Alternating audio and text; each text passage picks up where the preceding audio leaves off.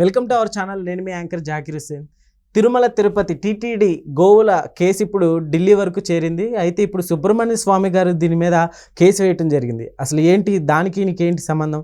So దీని గురించి discuss చేద్దాం. ప్రస్తుతం మనతోటి సీనియర్ జర్నలిస్ట్ సిఎస్ రావు ఉన్నారు. వెల్కమ్ చెప్పేద్దాం. Hi sir. హలో. అయితే అసలుకి వీటికి ఈయనకి ఏంటి సార్ సంబంధం? ఇప్పుడు సుబ్రహ్మణ్య స్వామి గారు ఆయన మాజీ ఎంపీ, ఢిల్లీలో ఉంటారు. ఏ కేసు అయినా సరే తానున్నాను అని అంటారు, తిరుమల తిరుపతి దేవస్థానానికి సంబంధించి ప్రత్యేకించి. పైగా జగన్మోహన్ రెడ్డి గారికి కొంత సపోర్ట్గా ఉంటుంటారు ఆయన. ఆ ఒపీనియన్ ఉంది ఆయన మీద. ఎందుకనంటే ఆయన ఇప్పుడేం చెప్తున్నారు, గతంలో తిరుమల తిరుపతి దేవస్థానానికి సంబంధించినటువంటి ధర్మకర్తల మండలి అద్భుతంగా పనిచేసింది. చైర్మన్ ఎప్పుడు ఫోన్ చేసినా కానీ రెస్పాండ్ అయ్యేవాళ్ళు, అక్కడ ఉండే సమస్యలకి పరిష్కారం చూపించేవాళ్ళు. కానీ ఇప్పుడుండే వాళ్ళు అసలు ఫోన్ టచ్లో ఉండలేదు, అసలు సమస్యకి పరిష్కారం చూపించే ఆలోచన కూడా చేయట్లేదు.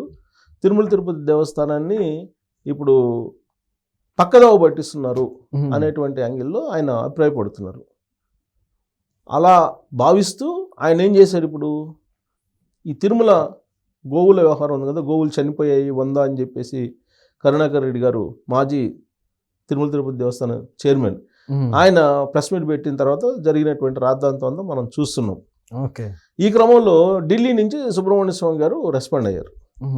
రెస్పాండ్ అయ్యి దీని మీద నేను కేసు వేస్తున్నాను, నిజాలు బయట పెట్టాలి, గోవులు అనేకం చనిపోయినాయి అని చెప్పి సుబ్రహ్మణ్య స్వామి గారు ఇప్పుడు కేసు వేస్తాను అని చెప్తూ ఇప్పుడున్నటువంటి చైర్మన్ బాధ్యతారాహిత్యంగా మాట్లాడారు.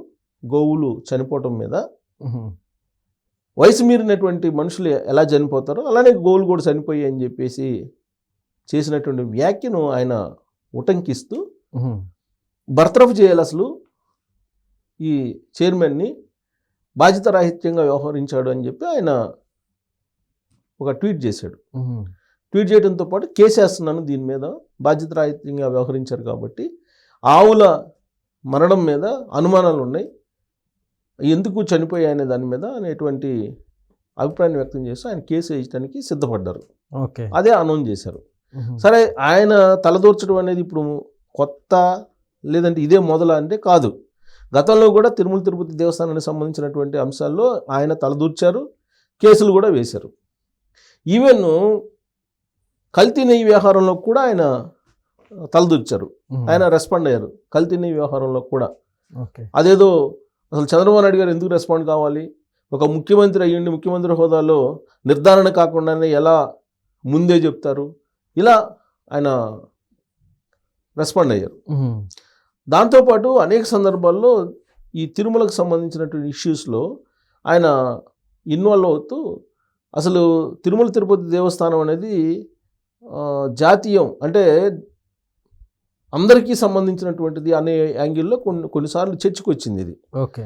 ఈవెన్ తిరుమల తిరుపతి దేవస్థానం కేంద్ర ప్రభుత్వం స్వాధీనం చేసుకుంటుంది, ఆర్కియాలజీ డిపార్ట్మెంటు సర్వే చేసింది, ఇలాంటివి వచ్చినప్పుడు కూడా ఆయన రెస్పాండ్ అయ్యారు.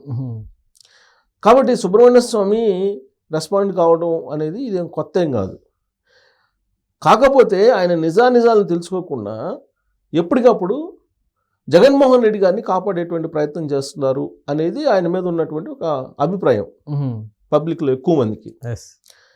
జగన్మోహన్ రెడ్డి గారి ప్రభుత్వం అద్భుతం అని చెప్పి అంటాడు ఆయన.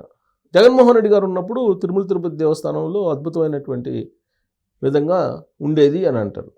ఓకే.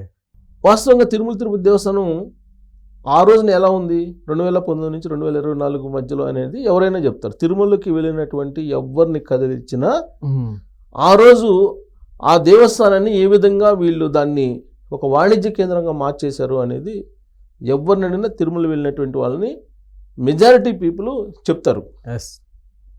దాన్ని ప్రక్షాళన చేస్తున్నారు. ఇప్పుడు ప్రక్షాళన చేస్తూ అన్యమతస్తులను కూడా పక్కన పెట్టేస్తూ ఒక్కోటి సరి చేసుకుంటూ వస్తున్నారు.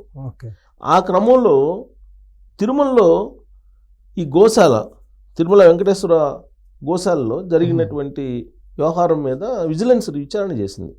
ఓకే.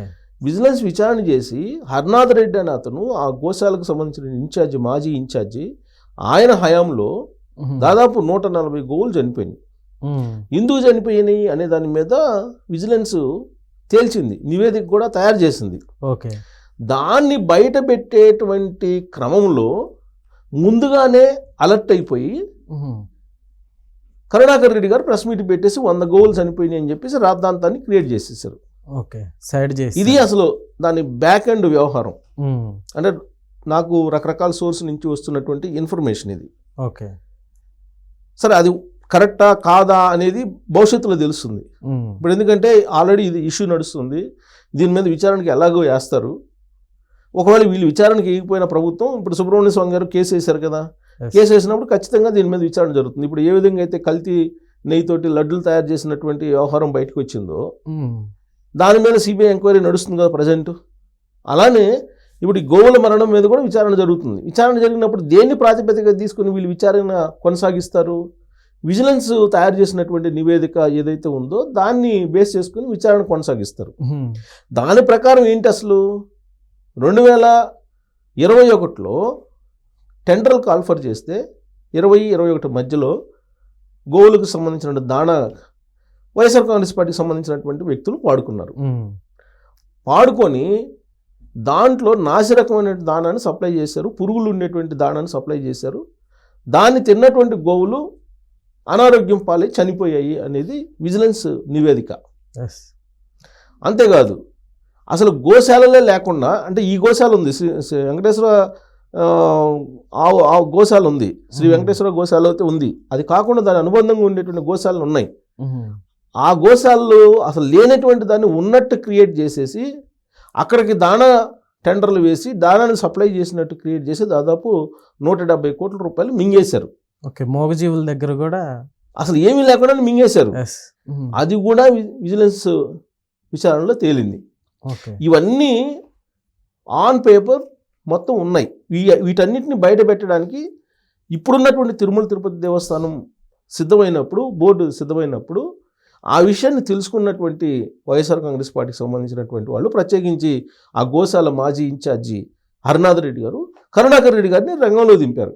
రంగంలో దింపి ఫోటోలు ఇచ్చి 100 గోవులు చనిపోయినాయి అనేటువంటిది ఒక అనౌన్స్మెంట్ చేశారు. దాంతో అదేదో ఇన్వెస్టిగేషన్ వాళ్ళు చేసి బయట పెట్టారు అనేటువంటి యాంగిల్లో ప్రొజెక్ట్ చేశారు.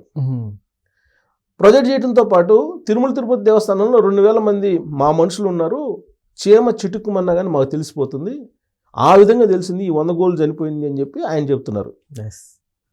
ఆ తర్వాత వీళ్ళు ప్రెస్ మీట్లు పెట్టారు. ఇప్పుడు తిరుమల తిరుపతి దేవస్థానం ఈవో ప్రెస్ మీట్ పెట్టారు, శ్యామలరావు గారు, పెట్టి వాస్తవాలని చెప్పారు. 40 గోవులు చనిపోయినాయి.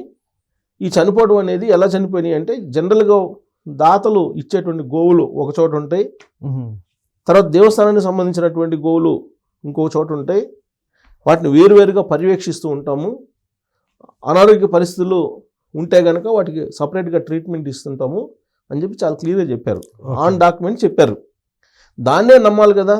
అఫీషియల్స్ బయట పెట్టిన దాన్ని, అఫీషియల్స్ వెల్లడించిన దాన్ని నమ్మాలి కదా. పొలిటికల్ లీడర్స్ చెప్పిన దాన్ని మనం నమ్మడానికి లేదు కదా, దానికి అథారిటీ లేదు కదా. శ్యామలరావు గారు ఈవో హోదాలో ఆయన బయట పెట్టారు 40 గోవులు చనిపోయినాయి. ఈ 40 గోవులు ఎందుకు చనిపోయినాయి అనేది కూడా చెప్పారు.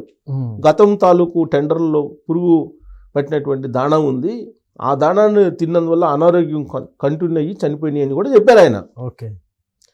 తర్వాత ఈ టెండర్ల గోల్మాలు ఇవన్నీ కూడా చెప్పారు. మరి ఇవన్నీ చెప్పిన తర్వాత కూడా మేము చెప్పిందే కరెక్టు, అదేమంటే వెంకటేశ్వర స్వామి మీద మేము ప్రమాణం చేస్తాం అంటారు. ఇలాంటి పరిస్థితుల్లో సుబ్రహ్మణ్య స్వామి గారు ఎంటర్ అయ్యారు. సుబ్రహ్మణ్య స్వామి గారు ఎంటర్ అయ్యి దీన్ని నిజాలు బయట పెట్టాలి, అసలు ఇప్పుడే చనిపోయినాయి అని అంటాడు ఆయన.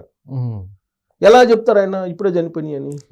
సో కాబట్టి నేను దీనిపైన కేసు వేస్తాను, పక్కదోవ పట్టిస్తున్నారు. ఇప్పుడున్నటువంటి చైర్మన్ బాధ్యతారాహిత్యంగా మాట్లాడారు అని అంటాడు ఆయన.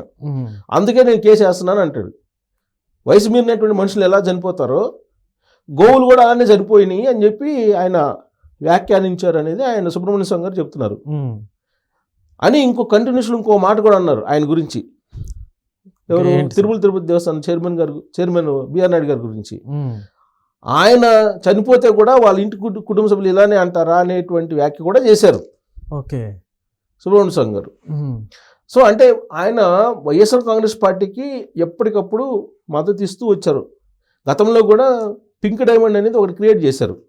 అదేదో మిస్ అయిందని, చంద్రబాబు నాయుడు గారు తీసుకెళ్ళిపోయారని, రకరకాలు క్రియేట్ చేశారు. 2014 నుంచి 19 మధ్యలో అధికారంలో ఉన్నప్పుడు చంద్రబాబు నాయుడు గారు ఏదో చేశారు, పింక్ డైమండ్ మిస్ చేశారు, అప్పుడు అది గందరగోళం చేసేసి దాని మీద కూడా ఈయన ఇన్వాల్వ్ అయ్యాడు కేసు. ఇది పింక్ డైమండ్ మిస్ అయింది, దాన్ని దాల్చండి అని సుబ్రహ్మణ్య స్వామి గారు. మరి 2019 నుంచి 2024 వరకు వాళ్ళు ఉన్నారు కదా అధికారంలో, మరి ఏం తెలిచారు, ఎందుకు దాల్చలేదు? మరి దాన్ని సుబ్రహ్మణ్య స్వామి గారు ఏం చెప్తారు? సో కాబట్టి ప్రతిదానికి నేనున్నానని చెప్పి సుబ్రహ్మణ్య స్వామి గారు వస్తారు. ఆయన వచ్చినప్పుడల్లా ఎందుకు వచ్చాడు అనేది అందరికీ తెలుసు, ఓకే, ఎందుకు రావాల్సి వచ్చింది కూడా తెలుసు.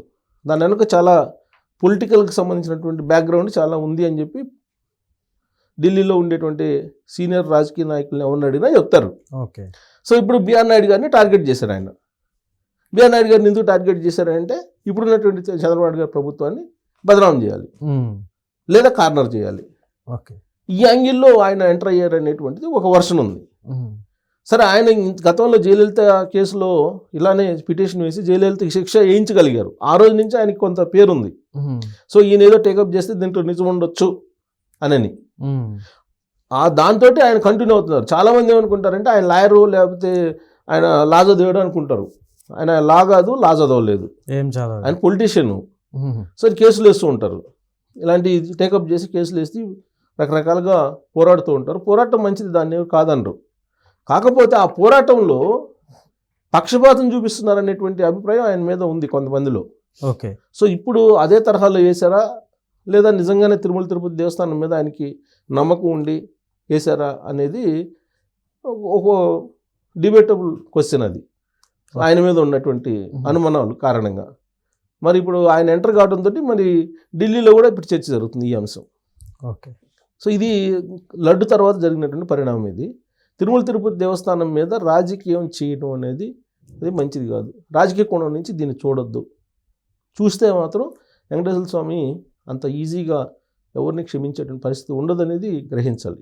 Okay. Okay sir, thank you. Thank you.